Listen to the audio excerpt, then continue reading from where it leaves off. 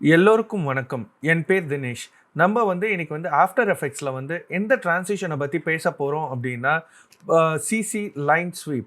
இந்த CC line sweep one of the most easiest transition. இது all the time use பண்ணலாம். இது நம்ம பல வகையில் நம்மளோட இமேஜினேஷனுக்கு தகுந்த மாதிரி யூஸ் பண்ணலாம். இந்த டிரான்சிஷன் ரொம்ப சிம்பிள் அண்ட் ரொம்ப ஈஸி டெக்னிக். இது ஹார்ட்லி ஒரு 1 மினிட்குள்ளாரையே இந்த டிரான்சிஷனை நம்ம கண்டிப்பாக பண்ண முடியும். ஸோ இந்த டிரான்சிஷன் எப்படி பண்ணணும் அப்படின்றதுக்காக ஒரு ப்ரிவ்யூ எக்ஸாம்பிள்ஸ் உங்கள் ஸ்க்ரீனில் போயிட்டுருக்குது. ஸோ இதுதான் சிசி லைன் ஸ்வீப்போட எக்ஸாம்பிள்ஸ். ஓகேங்களா? இதை எப்படி ரீக்ரியேட் பண்ணணுங்கிறது நம்ம இப்போ பார்த்துருவோமா? ஓகே, ஃபஸ்ட்டு எடுத்தோடனே எந்த ஒரு ப்ராஜெக்டை ஸ்டார்ட் பண்ணுறதுக்காக இருந்தாலும் ஒரு நியூ காம் க்ரியேட் பண்ணும். ஸோ இதுக்கு நான் லைன் ஸ்வீப் டுட்டோரியல்னு நான் போடுறேன். இது ஃபுல் ஹெச்டி ஃபார்மேட், 1920x1080 ஃபார்மேட்டில் வச்சுருக்கேன். Frames 25 frames per second. அதே மாதிரி ஒரு 10 செகண்ட் கிளிப் வச்சுருக்கேன். பேக்ரவுண்ட் பிளாக் கலராக வச்சுருக்கேன். உங்களுக்கு எந்த கலர் வேணும்னாலும் சூஸ் பண்ணலாம், இல்லை இந்த எந்த செட்டிங்ஸ் வேணும்னாலும் நீங்கள் சேஞ்ச் பண்ணிக்கலாம். அதை பற்றி ஒன்றும் ப்ராப்ளம் இல்லை. ஸோ ஓகே கிளிக் பண்ணி ஒரு புது காம்ப் வரும். இப்போ நம்ம இந்த சிசி லைன் ஸ்வீப் இந்த ப்ராப்பர்ட்டி எங்கே இருக்குது அப்படின்னா, எஃபெக்ட்ஸ் அண்ட் ப்ரீசெட்ஸ் பேனலில் இருக்குது. சப்போஸ் உங்களுக்கு இந்த எஃபெக்ட்ஸ் அண்ட் ப்ரீசெட்ஸ் பேனல் தெரியல அப்படின்னா, விண்டோவில் நீங்கள் எஃபெக்ட்ஸ் அண்ட் ப்ரீசெட்ஸை இங்கே கிளிக் பண்ணிங்கன்னா விண்டோவில் அப்பியர் ஆகும்.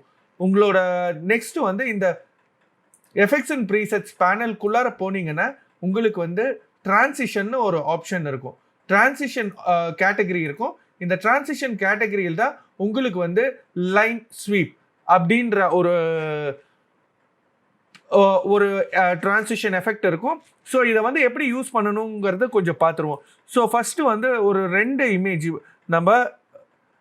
நம்மளோட காம்பில் எடுத்து உள்ளே வச்சுக்குவோம்.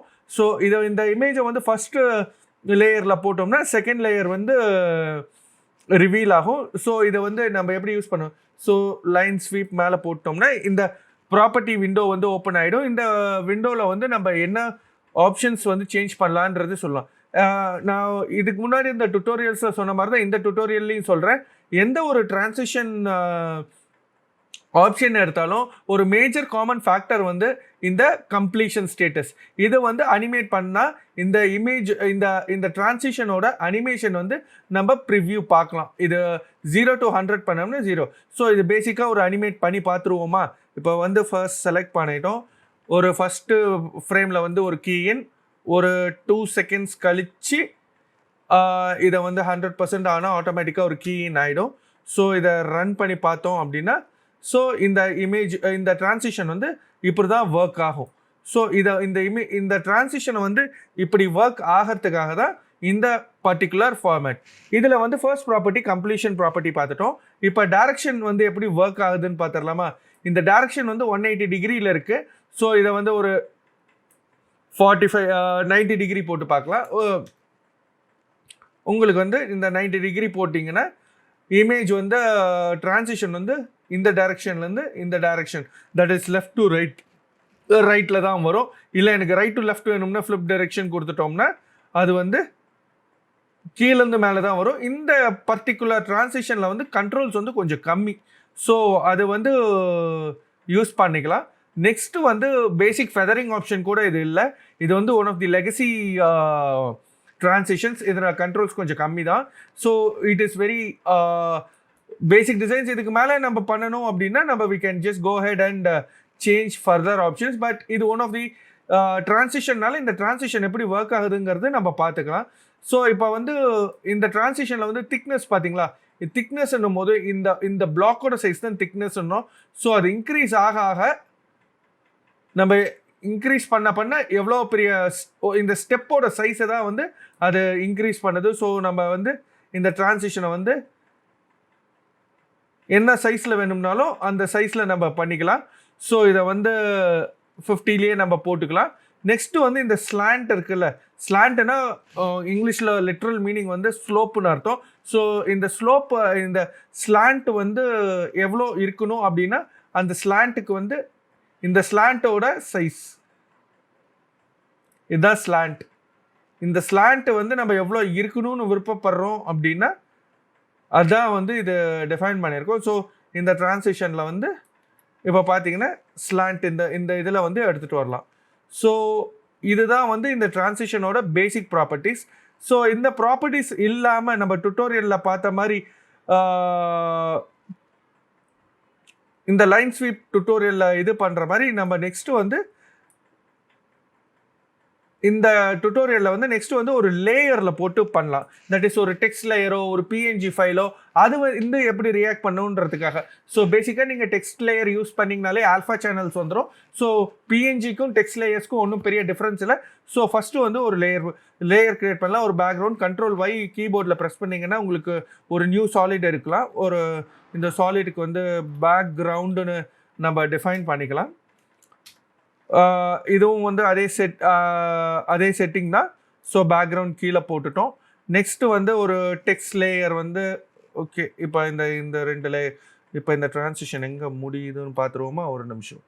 ஸோ இந்த டிரான்சிஷன் எங்கே முடியுது. ஸோ இதோட இந்த லேயர்ஸ் ரெண்டும் நம்மளுக்கு விசிபிலிட்டி கம்மியாக பண்ணிக்கலாம். ஸோ இதில் 2 லேயரும் செலக்ட் பண்ணிவிட்டு ஆல்ட் கீயை ப்ரெஸ் பண்ணிவிட்டு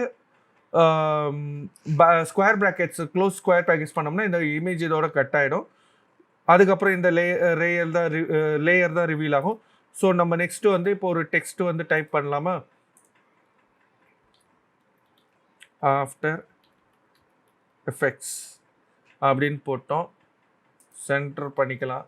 ஸோ இதை வந்து சென்டர் எப்படி பண்ணிக்கலாம், அலைன் விண்டோ யூஸ் பண்ணி சென்டர் பண்ணிக்கலாம். Okay, align centre. ஸோ இதோட டிரான்சிஷன் கண்ட்ரோலுக்கு நம்ம சென்டருக்கு எடுத்துகிட்டு வந்துட்டோம். ஸோ இதை வந்து பேக்ரவுண்ட் லேயர் கீழே போட்டுக்கலாம். இப்போ பேக்ரவுண்ட் லேயரில் வந்து ரொம்ப எம்டியாக இருக்கிறதுனால ஒரு கிரேடியன்ட் ரேம்ப் நம்ம யூஸ் பண்ணிக்கலாம். நான் எப்போவுமே கலர்ஸ் சூஸ் பண்ணும் போது உங்ககிட்ட சொல்கிற மாதிரி தான் நம்ம பேசிக்காக வந்து விண்டோஸ் இந்த ரேம்புக்கு வந்து நான் நார்மலாக வந்து ப்ரீவியஸ் இமேஜஸில் இருக்கிற கலர்ஸ் யூஸ் பண்ணால் கொஞ்சம் பெட்டராக இருக்குன்றதுக்காக. ஸோ இப்போ இந்த டிரான்சிஷன் ஆகும் போது அந்த கலர்ஸ் இருந்தால் உங்களுக்கு டிரான்சிஷனோ இல்லை அந்த ஸ்க்ரீன் கண்டினியூட்டின்னு வாங்க அது வந்து அப்படி பேசிக்காக அது எக்ஸ்டெண்ட் ஆகிட்டே இருக்கும். ஸோ இதுதான் வந்து ஆஃப்டர் எஃபெக்ட்ஸ்ன்றதுக்கு. ஸோ இதுக்கு வந்து நம்ம இந்த ஆஃப்டர் எஃபெக்ட்ஸுக்கு நம்ம வந்து லைன் ஸ்வீப் கொடுத்து பார்க்கலாம். Line sweep. இது பை தி வே இந்த டூல் நான் யூஸ் பண்ணிட்டு இருக்கிற பேர் வந்து எஃபெக்ட்ஸ் கண்ட்ரோல். இந்த டூல் வந்து ரொம்ப சிம்பிள் டூல். நீங்கள் எந்த கண்ட்ரோலும் தேடி போக தேவையில்லை. இப்போ மித்த ப்ரோக்ராம்ஸில் நீங்கள் எப்படி கமாண்ட்ஸ் டைப் பண்ணுறீங்களோ அது மாதிரி அந்த ப்ராப்பர்ட்டியோட நேம் எடுத்துகிட்டு வந்தால் அந்த ப்ராப்பர்ட்டியோட இது வந்து இங்கேயே வந்துடும். உங்களுக்கு வந்து இந்த டூலுக்கான டவுன்லோட் லிங்க் வந்து என்னோட டிஸ்கிரிப்ஷன் செக்ஷனில் போடுறேன். நீங்கள் இந்த டூலை டவுன்லோட் பண்ணி யூஸ் பண்ணலாம், ஒன்றும் ப்ராப்ளம் இல்லை. ஸோ லைன் ஸ்வீப் வந்துருச்சு. இப்போ இந்த லைன் ஸ்வீப்க்கு இப்போ வந்து இதில் எப்படி டிரான்சிஷன் கண்ட்ரோல் ஆகுதுன்னு பாருங்கள். ஒரு நல்ல டிரான்சிஷன். இதை வந்து நம்ம ஒரு 90 டிகிரியில் வச்சு பண்ணி பார்த்தா எப்படி வருதுன்னு ஒரு ஐடியா கிடைக்கும். ஸோ இதுதான் இந்த டிரான்சிஷனோட எஃபெக்ட்டு. ஸோ இப்போ வந்து ஒரு கீஇன் பண்ணிக்கலாம். இந்த இடத்துல ஒரு கீஇன் பண்ணிக்கலாம். அதுக்கப்புறம் ஒரு 3 செகண்ட் போயிட்டு ஒரு 100ன்னு கொடுத்தா இந்த டிரான்சிஷன் கம்ப்ளீட் ஆகிடும். எப்போவுமே நார்மலாக நான் வந்து கீபோர்டில் யூ ப்ரெஸ் பண்ணிங்கன்னா இந்த மாதிரி கீ ஃப்ரேம்ஸ் எல்லாம் அந்த பர்டிகுலர் லேயரில் இருக்கும். நான் இதை ரெண்டும் செலக்ட் பண்ணி யூஸ் பண்ணுறேன். ஸோ இந்த டிரான்சிஷன் வந்து இப்படி தான் இருக்குது. ஸோ இந்த டிரான்சிஷன் வந்து இவ்வளோ தான். இந்த டிரான்சிஷனில் வந்து இது வந்து நம்ம வந்து லேயர்ஸ் யூஸ் பண்ணலாம். இது வந்து சின்ன சின்ன எலமெண்ட்ஸில் யூஸ் பண்ணும் போது ஒரு 10 எஃபெக்ட் கொடுக்கும்போது இந்த எஃபெக்ட் கொஞ்சம் யூனிக்காக வெளியே தெரியும். இதுதான் வந்து இந்த எஃபெக்டோட இது. நல்ல ஒரு பர்டிகுலர் எஃபெக்ட்டு. உங்களுக்கு வந்து இந்த எஃபெக்டை வேறு வகையில் ஏதாவது யூஸ் பண்ண தெரிஞ்சால் நீங்கள் கமெண்ட் பாக்ஸில் லீவ் பண்ணுங்கள். உங்களுக்கு வந்து உங்களோட சஜஷன்ஸ், உங்களோட தாட்ஸ் இதெல்லாம் வந்து உங்கள் கமெண்ட் பாக்ஸில் பாருங்கள். கமெண்ட் பாக்ஸில் போடுற எல்லா கமெண்ட்ஸையும் நான் கண்டிப்பாக படிப்பேன். Further to that, thanks for your time. And if you like this video, please do subscribe and share this video for your friends who are learning After Effects. Thank you very much for your time and have a wonderful day. Bye-bye.